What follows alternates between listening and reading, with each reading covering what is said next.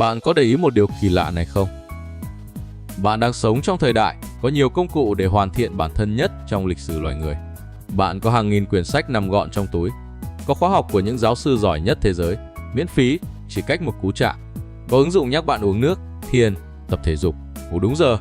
Có cả một cái máy biết gần như mọi thứ, sẵn sàng trả lời bạn lúc 3 giờ sáng. Ngủ của bạn không có gì trong số đó. Không sách, nhiều người còn không biết chữ. Họ làm quần quật từ sáng đến tối.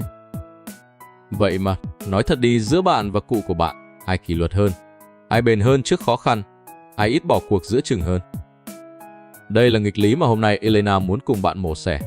Tại sao xã hội càng phát triển, càng tiện nghi, càng đủ đầy, thì việc tu thân, việc rèn giũa chính mình thành một người tốt hơn lại càng khó? Lẽ ra phải ngược lại chứ. Càng nhiều công cụ thì càng dễ chứ. Và Elena hứa với bạn một điều. Video này sẽ không phải là mấy lời sáo rỗng kiểu hãy kỷ luật hơn đi. Vì nếu mấy câu đó có tác dụng thì bạn đã không ngồi đây. Elena sẽ chỉ cho bạn cơ chế thật sự đằng sau chuyện này. Và quan trọng hơn, những thứ thật sự hoạt động dựa trên cách bộ não và cơ thể bạn được thiết kế. Bắt đầu từ một sự thật mà ít ai chịu nhìn thẳng. Trong suốt phần lớn lịch sử, con người không cần phải cố gắng để có kỷ luật. Môi trường ép họ phải có. Nghĩ mà xem, nếu bạn sống cách đây 200 năm, bạn không cần động lực để dậy sớm, không dậy thì đói. Bạn không cần ứng dụng nhắc đi bộ 10.000 bước vì bạn đi bộ cả ngày chỉ để sống. Bạn không cần học cách trì hoãn phần thưởng vì cả cuộc đời bạn là trì hoãn phần thưởng. Trồng lúa hôm nay, mấy tháng sau mới có cái ăn. Nói cách khác, nghịch cảnh làm hộ bạn cái phần khó nhất. Môi trường khắc nghiệt giống như một ông thầy nghiêm khắc đứng sau lưng bạn cả ngày, không cho bạn lười một giây nào. Bạn trở nên bền bỉ không phải vì bạn chọn, mà vì bạn không có lựa chọn nào khác. Và đây là điều gần như không ai nói với bạn. Sự phát triển của xã hội, về bản chất, là một quá trình xóa bỏ cái ông thầy đó. Chúng ta phát minh ra mọi thứ để cuộc sống bớt khổ hơn, bớt đói, bớt đau, bớt phải chờ đợi, bớt phải gắng sức. Đó là một thành tựu vĩ đại, đừng hiểu lầm Elena. Nhưng nó đi kèm một cái giá mà không ai báo trước. Khi bạn gỡ ông thầy nghiêm khắc kia đi, bạn cũng gỡ luôn cái lực đã rèn nên con người bạn. Và lần đầu tiên trong lịch sử, việc trở nên kỷ luật, bền bỉ, sâu sắc không còn là thứ môi trường ép bạn làm nữa. Nó trở thành thứ bạn phải tự ép mình. Mà tự ép mình làm một việc khó, trong khi không có gì bắt buộc, là một trong những việc khó nhất mà con người có thể làm. Có một khái niệm trong sinh học giải thích chuyện này rất rõ, gọi là hormesis. Cơ thể bạn mạnh lên nhờ áp lực vừa đủ. Cơ bắp chỉ to ra khi bạn xé nó bằng tạ nặng. Xương chỉ chắc khi bị nén. Hệ miễn dịch chỉ học được cách chống bệnh khi gặp mầm bệnh. Bỏ hết áp lực đi, cơ thể không khỏe ra, nó teo lại. Phi hành gia sống lâu trong môi trường không trọng lực, cơ và xương thoái hóa rất nhanh, dù họ chẳng vác gì nặng cả. Chính sự nhẹ nhàng đó hủy hoại họ. Một cách hiểu là tâm trí cũng vận hành tương tự. Một cuộc sống không có lực cản nào không làm tinh thần bạn mạnh lên. Nó làm tinh thần bạn teo đi. Và đó là lý do nhiều người có đủ mọi thứ vẫn thấy mình rỗng, yếu, không kỷ luật mà không hiểu nổi tại sao. Nhưng câu chuyện chưa dừng ở đó. Tiện nghi không chỉ lấy đi lực cản, nó còn chủ động phá hỏng cái hệ thống tạo động lực bên trong não bạn. Bác sĩ tâm thần Anna Lembeck ở Đại học Stanford trong cuốn Dopamine Nation mô tả một cơ chế thế này. Trong não bạn, khoái cảm và đau khổ được xử lý ở cùng một chỗ và nó hoạt động như một cái cân. Mỗi khi bạn nhận một liều khoái cảm, cái cân nghiêng về phía khoái cảm. Nhưng não bạn ghét sự mất cân bằng, nên ngay sau đó, nó tự đẩy cái cân nghiêng ngược lại về phía đau một chút. Đó chính là cảm giác hụt hẫng sau khi bạn xem hết một loạt video ngắn hay buông điện thoại xuống mà thấy trống rỗng vô cớ. Vấn đề là ngày nay, chúng ta sống vây quanh bởi những thứ Elena tạm gọi là siêu kích thích. Video ngắn, đường, nội dung người lớn, game được thiết kế để gây nghiện. Chúng cho bạn một lượng khoái cảm khổng lồ, gần như tức thì, mà gần như không cần nỗ lực nào. Và khi bạn nạp những thứ đó liên tục, cái cân của bạn gần như lúc nào cũng nghiêng sẵn về phía đau. Bạn rơi vào một trạng thái mà chẳng còn gì thấy đủ vui nữa. Bây giờ thử hình dung, trong cái trạng thái đó, bạn ngồi xuống để học một thứ khó, để tập một kỹ năng mà phải mất hàng tháng mới thấy kết quả. Phần thưởng của việc tu thân vốn đã nhỏ và đến rất chậm. Đặt cạnh một video ngắn cho bạn khoái cảm, tức thì nó gần như vô hình. Não bạn nhìn vào và nói, để làm gì? Trong khi chỉ cần vuốt một cái là có ngay thứ sướng hơn gấp nghìn lần. Đây mới là phần đáng sợ. Người xưa khó tu thân vì hoàn cảnh thiếu thốn, còn bạn khó tu thân vì hoàn cảnh quá thừa thãi. Cái dễ dãi đã đẩy cái ngưỡng khoái cảm của bạn lên cao đến mức mọi nỗ lực thật, mọi phần thưởng đến chậm đều trở nên nhạt nhẽo đến mức không chịu nổi. Bạn sẽ thấy cơ chế này lặp lại ở khắp nơi nếu để ý. Có một câu nói cũ ở rất nhiều nền văn hóa, Đại ý là không ai giàu quá 3 đời. Đời ông tay trắng dự nghiệp, vì ông không có gì nên buộc phải lăn lộn, và chính sự thiếu thốn đó rèn ông thành người bền bỉ. Đời có sinh ra trong nhà đã có sẵn, được học hành, nhưng vẫn còn nhớ bố mình đã khổ thế nào nên còn biết giữ. Đến đời cháu, lớn lên trong nhung lụa, chưa từng thiếu một ngày nào, và thường đó là đời làm tiêu tan tất cả. Không phải vì đứa cháu hư hỏng, mà vì nó chưa bao giờ gặp cái lực đã rèn nên ông nó. Hay nhìn gần hơn, chưa bao giờ việc tập thể dục lại dễ tiếp cận như bây giờ. Cả nghìn video hướng dẫn miễn phí, phòng tập ở mọi góc phố, ứng dụng đếm từng calo.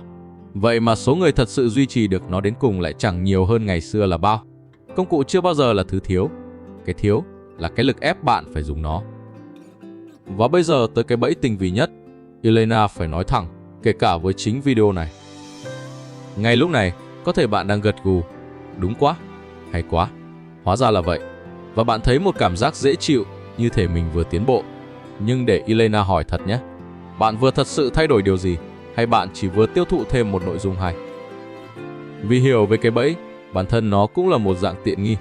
Nó cho bạn cảm giác của sự trưởng thành, mà không bắt bạn trả cái giá của sự trưởng thành. Bạn xem 10 video về kỷ luật và thấy mình sâu sắc hơn, trong khi không làm thêm được một việc khó nào. Biết tên cái bẫy không tự động kéo bạn ra khỏi nó, vì hiểu và làm nằm ở hai vùng khác nhau trong não bạn. Một cái biết, một cái làm, và cái biết không tự điều khiển được cái làm. Cho nên, phần còn lại của video này, Elena sẽ không cho bạn thêm thứ để gật gù. Elena sẽ cho bạn thứ để làm, và vài thứ trong đó sẽ hơi khó chịu. Đó là dấu hiệu nó đúng. Nguyên tắc gốc của mọi thứ Elena sắp nói rất đơn giản.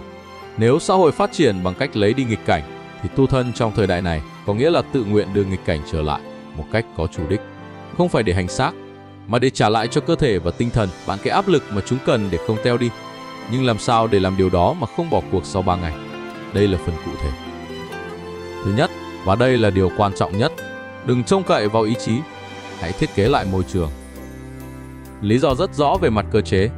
Mấy thứ siêu kích thích kia, video ngắn, mạng xã hội, đồ ăn vặt, được tạo ra bởi hàng nghìn kỹ sư giỏi nhất thế giới, với một mục tiêu duy nhất là thắng cái ý chí của bạn. Bạn nghĩ bạn thắng được họ bằng cách nghiến răng tự nhủ mình phải cố lên à? Bạn sẽ thua mỗi ngày. Ý chí là một nguồn lực có hạn, và bạn đang đem nó ra đấu với cả một ngành công nghiệp. Não bạn luôn chọn con đường ít kháng cự nhất. Đó không phải khuyết điểm, đó là cách nó tiết kiệm năng lượng. Vấn đề là trong thời đại này, con đường ít kháng cự nhất gần như luôn dẫn tới chỗ tệ hơn. Nên việc của bạn không phải là gồng mình leo ngược con dốc mỗi ngày. Việc của bạn là đổi lại địa hình. Cụ thể, đừng cố cưỡng lại việc lướt điện thoại bằng ý chí. Hãy để điện thoại ở phòng khác khi làm việc. Xóa hẳn cái ứng dụng ngốn của bạn hàng giờ, để mỗi lần muốn mở phải tải lại từ đầu. Cái ma sát nhỏ đó thôi đủ cắt đứt phản xạ. Ngược lại, muốn đọc sách thì tối hôm trước đặt sẵn quyển sách mở ra trên bàn. Bạn đang thêm ma sát vào việc xấu và bớt ma sát cho việc tốt.